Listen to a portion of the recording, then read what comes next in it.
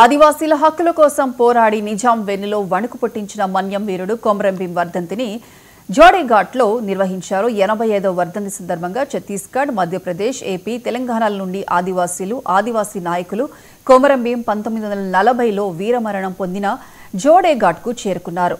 గోండ్ హక్కుల కోసం ప్రాణత్యాగం చేసిన వీరుడి విగ్రహానికి నివాళులర్పించి సాహస పోరాటాన్ని నెమరు వేసుకున్నారు.